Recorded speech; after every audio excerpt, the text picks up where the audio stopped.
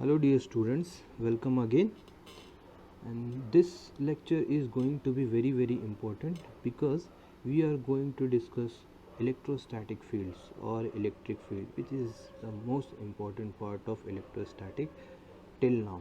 Okay, so let us start. What is an electrostatic field? Let's see what is an electrostatic field. So for that we'll consider a situation that when a charge is kept in the vicinity of another charge. जब आप किसी एक charge को किसी दूसरे charge के पास रखते हो तो we'll consider two charges. When a charge q is kept in the vicinity of another charge q prime, then it experiences a force of attraction or repulsion. जब आप एक चार्ज q को किसी दूसरे चार्ज के पास रखोगे तो ये चार्ज जो है कुछ अट्रैक्शन या रिपल्शन को फील करेगा. ठीक है, इधर it this charge will feel attractive force और this charge will feel repulsive force. The question is Y.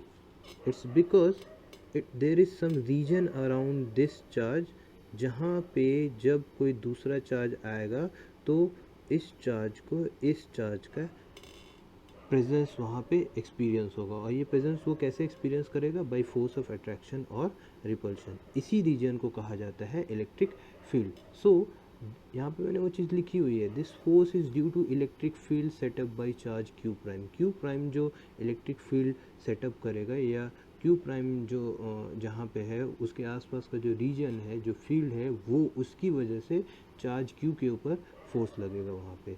So electric field can be considered to be a space property.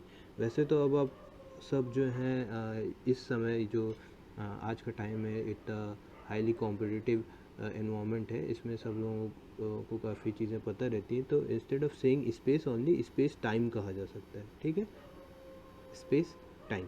तो electric field can be considered to be a space-time property by virtue of which the presence of charge q prime modifies space around it, leading to the development of a force. यानी कि q prime के आसपास का जो region है वो q prime इस तरह से मॉडिफाई करता है कि इसके आसपास कोई भी जब दूसरा चार्ज आता है तो उसको कुछ ना कुछ फोर्स एक्सपीरियंस होता है. तो ये जो रीजन है ना, this region is called electric field. So the electric field intensity का मतलब क्या है? Strength of electric field. तो electric field intensity at any point is the strength of field at that point and it is defined as. Electric field intensity अगर आपको calculate करना है, यानी कि इलेक्ट्रिक फील्ड कितना स्ट्रॉन्ग है, अगर ये कैलकुलेट करना है तो ये कैसे कैलकुलेट कर पाओगे? ये क्यू प्राइम है. अगर इसका फील्ड का स्ट्रेंथ आपको कैलकुलेट करना है तो ये आप कैसे कैलकुलेट कर पाओगे? ये आप तभी कैलकुलेट कर पाओगे जब इसके आसपास कोई चार्ज पहुंचेगा, क्योंकि जब तक इसके आसपास कोई चार्ज पहुंचेगा नहीं, हमें ये पता नहीं चल पाएगा कि इस चार्ज का जो फील्ड है वो कितना स्ट्रॉन्ग है. तो इसीलिए ये डेफिनेशन जो मैं आपको बताने जा रहा हूँ वो डिपेंडेंट क्या है? टेस्ट चार्ज पे. So it is defined as force experience by unit positive charge placed at that point. यानी कि किसी भी टेस्ट चार्ज को जब आप क्यू प्राइम या कोई दूसरे चार्ज के पास लेकर जाओगे तब इसका जो फील्ड है वो कितना स्ट्रॉन्ग है ये हमको पता चल पाएगा. So the electric field intensity is a space time property. So if F is the force acting on a test charge, ठीक है, विच इज़ एट और at r naught distance, r distance या कोई भी डिस्टेंस पे रहे, ठीक है, आर डिस्टेंस मान लेते हैं, ठीक है, acting on a test charge plus q naught at any point r, ठीक है, देन इलेक्ट्रिक फील्ड इंटेंसिटी क्या होगा? Force experience by unit charge. तो इसीलिए क्या हो जाएगा? Electric field is equal to force पर यूनिट टेस्ट चार्ज. और ये क्या है? पोजीशन डिपेंडेंट है. तो पोजीशन डिपेंडेंट होने के कारण मैंने यहाँ पे आर लिखा है. ई आर का मतलब है that electric field is an exclusive property of position. ठीक है, it exclusively depends on the position. तो E electric field is equal to क्या हो जाएगा? Force upon test charge. And obviously unit क्या हो जाएगा? फोर्स का यूनिट है न्यूटन, चार्ज का यूनिट है कूलम. तो न्यूटन पर coulomb is the SI unit of electrostatic field. But the direction of electric field is same as direction of force. जिस डायरेक्शन में फोर्स लगेगा इलेक्ट्रिक फील्ड भी उधर ही लगेगा. जैसे ये प्लस चार्ज है, ये माइनस चार्ज है, तो इसके लिए इलेक्ट्रिक फील्ड किस तरफ होगा? इस तरफ होगा. इसके लिए इलेक्ट्रिक फील्ड किस तरफ होगा? इस तरफ होगा. ठीक है, इलेक्ट्रिक फील्ड का डायरेक्शन क्या होगा? It is in the direction of force only. Along which q naught would tend to move, ठीक है, जिस डायरेक्शन में क्यू नॉट मूव करेगा। इसको मैं आगे जब इलेक्ट्रिक फील्ड लाइंस का प्रॉपर्टी वहाँ पे आपको बेहतर तरीके से एक्सप्लेन करूँगा। For now just remember that the direction of electric field is same as that of the direction of electrostatic force. So the q naught may have its own electric field। देखो इसको test charge क्यों बोला जाता है वो मैं आपको पहले भी बता चुका हूँ। The q naught may have its own electric field which may change the electric field of source charge। source charge का इलेक्ट्रिक फील्ड चेंज कर सकते हैं, यानी कि कैपिटल क्यू चार्ज है, इसका फील्ड निकालना है, ये टेस्ट चार्ज है क्यू नॉट, क्योंकि इसका अपना भी एक फील्ड है, ये इसके फील्ड को चेंज कर सकता है। तो हम क्या मान के चलेंगे कि ये क्यू नॉट का जो फील्ड है या फिर क्यू नॉट का मैग्नीट्यूड है वो बहुत ही कम हो। अगर मैग्नीट्यूड बहुत कम होगा तो इसका फील्ड का स्ट्रेंथ भी बहुत ही कम होगा। इसीलिए जो हमारा इलेक्ट्रिक फील्ड का एक्सप्रेशन है एफ अपॉन क्यू नॉट, उसको सही तरीके से लिखा ऐसे जाता है, E is equals to limit Q not tending to zero. ठीक है, ये स्टेटमेंट पूरा पढ़ लेते हैं। So to minimize this effect to find E more accurately we can write, E का वैल्यू अगर आपको ज़्यादा सही तरीके से लिखना है तो what you will do, we can write E is equals to limit Q not tending to zero, क्योंकि Q not tending to zero का मतलब है कि क्यू नॉट की वैल्यू बहुत छोटी हो जाए। ठीक है, बट ज़ीरो नहीं होगा, इक्वल टू नहीं, it is tending to zero. तो electric field can be written as limit Q not tending to zero force पर unit test charge. And the minimum value of Q not कितनी होगी, minimum value of Q not है 1.6 into 10⁻⁻19 coulomb. So this is the concept of electric field. Now अब क्योंकि मुझे एक charge के आसपास के रीजन को इलेक्ट्रिक फील्ड बोलते हैं ये पता चल गया है, तो मैं चाहता हूँ कि उस इलेक्ट्रिक फील्ड के कैरेक्टरिस्टिक्स भी मुझे पता चले। और जब तक मैं उस इलेक्ट्रिक फील्ड को देख नहीं पाऊँगा तब तक मैं उसके कैरेक्टरिस्टिक को उतने अच्छे तरीके से स्टडी नहीं कर पाऊँगा। तो इसीलिए इलेक्ट्रिक फील्ड को रिप्रेजेंट ज्योमेट्रिकली रिप्रेजेंट करने का तरीका ढूंढा गया थ्रू लाइंस, और इन लाइंस को कहा जाता है इलेक्ट्रिक फील्ड लाइंस। ठीक है, तो पहले देख लेते हैं कि इलेक्ट्रिक फील्ड लाइंस क्या है और उसके सारे कैरेक्टरिस्टिक को डिस्कस करेंगे। हम वो भी कैरेक्टरिस्टिक्स डिस्कस करेंगे जो आपके टेक्स्ट बुक में आमतौर पे दिए नहीं होते हैं। ठीक है, so let's start again with electric field lines. As I already told you that electric field is force upon Q naught, and force का वैल्यू कितना होता है Q1 Q2 upon 4πε0 are square. अगर Q1 Q2 कांस्टेंट है, 4πε0 भी constant है, तो हमको क्या पता चलेगा, that force is inversely proportional to R square. अगर force inversely proportional to R square है तो इलेक्ट्रिक फील्ड भी क्या होगा, inversely proportional to R square. अगर ये इलेक्ट्रिक फील्ड जो है it is inversely proportional to R square, तो ये जो रिलेशन है ना, दिस रिलेशन, इसको कहा जाता है इन्वर्स स्क्वायर लॉ। यानी कि कोई भी क्वांटिटी, कोई भी वेक्टर फील्ड अगर आर स्क्वायर के इन्वर्सली प्रोपोर्शनल है तो उसको कहा जाता है that it is obeying inverse square law, या इस तरह के रिलेशन को कहा जाता है इन्वर्स स्क्वायर लॉ। तो यहाँ से बहुत क्लियर है कि अगर आर का वैल्यू जैसे जैसे बढ़ते जाएगा ई का वैल्यू क्या होते जाएगा, कम होते जाएगा। यानी कि जैसे जैसे आप चार्ज से दूर जाते जाओगे इलेक्ट्रिक फील्ड का स्ट्रेंथ क्या होते जाएगा, कम होते जाएगा। ठीक है, तो यहाँ से हम आगे चलते हैं इस तरफ, इस पॉइंट को जस्ट मैंने अभी जो डिस्कस किया। This implies that the field and force decrease as one goes away from the origin और ऑब्जर्वेशन पॉइंट। ज़रूरी नहीं कि हर बार ओरिजिन हो, आपका ऑब्जर्वेशन पॉइंट भी हो सकता है। And naturally it is Poynting radially outward. Radially outward क्यों, क्योंकि आप आमतौर पे चार्ज को कैसे रिप्रेजेंट करते हो, इस तरह से। तो ये क्या है, फील्ड लाइंस। फील्ड लाइंस आपको दिख रहा है कि रेडियली बाहर जा रहे हैं, रेडियल यानी कि अलोंग द रेडियस। तो ये हर लाइन आपको क्लियरली दिखाई दे रहा है कि वो रेडियस के अलोंग ही बाहर जा रहा है। So this is the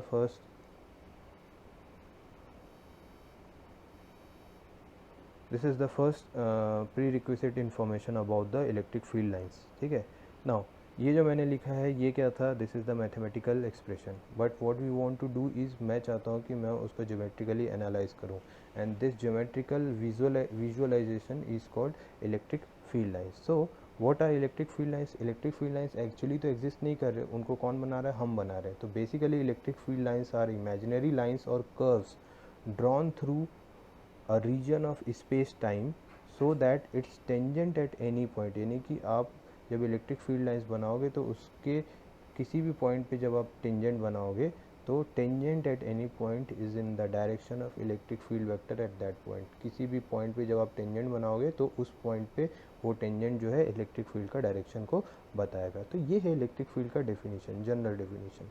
end our interest is to know the characteristic of electric field lines. ठीक है, तो पहला कैरेक्टरिस्टिक जो हम यहाँ पे डिस्कस ऑलरेडी कर चुके हैं, फिर भी मैं बोलता हूँ, that electric field lines show the direction of electric field at each point and their spacing gives the general idea of magnitude of E at that point। यानी कि इलेक्ट्रिक फील्ड लाइंस जो हैं वो E का direction बताते हैं और electric field lines के बीच में जो डिस्टेंस है वो मेरे को ये बताता है कि इलेक्ट्रिक फील्ड लाइंस का स्ट्रेंथ कितना ज़्यादा है या कितना कम है। और वो कैसे वेरिएशन है वो भी यहाँ पे लिखा है। Electric field is strong when we draw lines bunched closely together. यानी कि लाइंस बहुत जब पास पास होंगे तो आप क्या बोलोगे कि इलेक्ट्रिक फील्ड लाइंस का स्ट्रेंथ यहाँ पे ज़्यादा है। और electric field lines is weaker when they are farther apart. यानी कि जब ये दूर दूर रहेंगे तो आप क्या बोलोगे कि इलेक्ट्रिक फील्ड लाइंस का स्ट्रेंथ क्या है, कम है। ये है पहला कैरेक्टरिस्टिक। दूसरा कैरेक्टरिस्टिक अभी मैंने ऊपर ही डिस्कस किया हुआ है, that the tangent to the line of force at any point gives the direction of electric field intensity. तो मान लीजिए ये आपका फील्ड लाइन है, इसमें दो पॉइंट्स मैंने बनाए हैं P एंड R। इन दोनों पॉइंट्स पे आप देखिए मैंने टेंजेंट ड्रॉ किया, एक है ये और दूसरा है ये। तो पॉइंट P पे इलेक्ट्रिक फील्ड का डायरेक्शन क्या बता रहा है, EP, और पॉइंट R पे क्या बता रहा है इलेक्ट्रिक फील्ड का डायरेक्शन, ER। तो इलेक्ट्रिक फील्ड लाइंस पे जब आप किसी भी पॉइंट पे टेंजेंट ड्रॉ करते हो तो टेंजेंट से आपको इलेक्ट्रिक फील्ड का डायरेक्शन पता चलता है। The next characteristic is electrostatic curves are continuous यानी कि ये कहीं भी स्पेस में ब्रेक नहीं होते, यानी कि हवा में ब्रेक नहीं होगा ये कहीं पे। ठीक है, it does not break in space, they do not form close loops. कहीं पे भी ये क्लोज लूप फॉर्म नहीं हो रहे। क्यों? क्योंकि ये पॉजिटिव चार्ज से निकल रहे हैं और नेगेटिव चार्ज पे ख़त्म हो रहे हैं। इस तरह का कोई क्लोज लूप फॉर्म नहीं कर रहे हैं। ठीक है, इस तरह का कोई क्लोज लूप फॉर्म नहीं कर रहे हैं। And they are infinite lines, यानी कि आप इनको ड्रॉ करते जाओगे ना तो यू कम टू नो कि भाई ये बहुत दूर तक ड्रॉ हो सकते हैं। ठीक है, हमारी इमेजिनेशन से बाहर, हमारे लिमिटेशन से बाहर है ये। ठीक है, and they do not penetrate the charge. तो ये जो क्लोज लूप नहीं फॉर्म होता है ना, उसका कारण ही यही है क्योंकि ये चार्जेस को पेनिट्रेट नहीं कर पाते। अगर चार्जेस को पेनिट्रेट करेंगे तो क्लोज लूप बन जाएगा। ठीक है, the next characteristic is they start from positive charge and terminated negative charge, जो आपको यहाँ पे क्लियरली दिखाई दे रहा है। Another important characteristic of electric field lines is no two lines of forces intersect each other। कोई भी दो लाइन्स ऑफ फोर्सेस एक दूसरे को इंटरसेक्ट नहीं करेंगे। क्यों?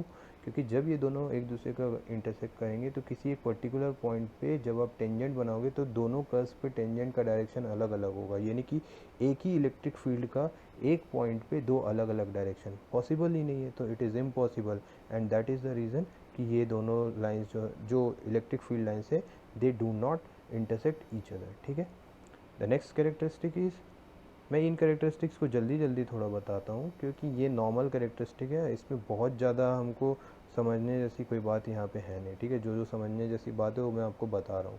इलेक्ट्रिक फील्ड लाइंस या electric lines of forces contract longitudinally और लेंथ वाइज। यानी कि आप देखो ये कॉन्ट्रैक्ट हो रहा है, इस तरह से सिकुड़ रहा है, ये सिकुड़ता है। ठीक है, यानी कि लेंथ वाइज ये क्या हो रहा है, इस तरह से सिकुड़ रहा है। It contracts longitudinally. ठीक है, और इसका कारण क्या है, ये इसका कारण है because of attraction between two unlike charges. जब दो अनलाइक चार्जेस होंगे तो इलेक्ट्रिक फील्ड लाइंस क्या होंगे, दे विल कॉन्ट्रैक्ट लॉन्गिट्यूडनली। लेकिन अगर दोनों लाइक चार्जेस हैं तो क्या होगा कि पॉजिटिव चार्ज है यहाँ पे पॉजिटिव चार्ज है, तो ये दोनों लाइंस जब इनके लाइंस ऑफ फोर्सेस इंटरैक्ट करेंगे तो ये क्या करेंगे, एक दूसरे के ऊपर प्रेशर लगाएंगे। ठीक है, क्योंकि इसको भी इधर जाना है, इसको भी इधर जाना है। तो ये जब इस तरह से इंटरैक्ट करेंगे तो दे डिसाइडेड कि it's better to move a bit. यानी कि ये लोग जो है सीधे सीधे जाने के बजाय क्या करते हैं, ये बेंड हो जाते हैं। और बेंड होने का कारण क्या है, because they exert pressure on each other. ठीक है, तो this point expresses that electric lines of forces apply lateral pressure on each other due to repulsion of like charges. तो कॉन्ट्रैक्शन जो है वो कब है, बिकॉज ऑफ अट्रैक्शन, एंड जो लेटरल प्रेशर लग रहा है वो किस वजह से लग रहा है, due to repulsion of like charges. Okay, the next characteristic is this one, the number of lines per unit area through a surface perpendicular to the lines is proportional to magnitude of the electric field in that region. यानी कि ये आपका एक surface है, यहाँ से जितने भी जितने भी इलेक्ट्रिक लाइन्स ऑफ फोर्सेस निकल रहे हैं, it is directly proportional to, जितने भी नंबर ऑफ लाइन्स निकल रहे हैं ना, it is directly proportional to magnitude of the electric field. यानी कि यहाँ पे जितने ज़्यादा लाइन्स ऑफ फोर्सेस निकलेंगे इस एरिया से, वहाँ पे इलेक्ट्रिक फील्ड उतना ज़्यादा होगा। It is as simple as that. Therefore field lines are closer together where the electric field is strong. ये मैं आपको पहले ही बोल चुका कि जहाँ पे इलेक्ट्रिक फील्ड लाइंस जो हैं पास होंगे वहाँ पे इलेक्ट्रिक फील्ड स्ट्रॉन्ग होगा, जहाँ पे फील्ड लाइंस दूर दूर होंगे वहाँ पे इलेक्ट्रिक फील्ड क्या होगा, कमज़ोर होगा। ये तो वो सारे कैरेक्टरिस्टिक्स हैं जो आपको किसी भी टेक्स्ट बुक में मिल जाएंगे, बट जो खास इम्पॉर्टेंट कैरेक्टरिस्टिक जो आपको कहीं नहीं मिलेंगे लेकिन आपके कॉम्पिटिटिव एग्ज़ाम के लिए बहुत ज़्यादा फ़ायदेमंद है, वो हम यहाँ पे और डिस्कस करेंगे। So till then, take care. We'll meet in our next class. Thank you very much.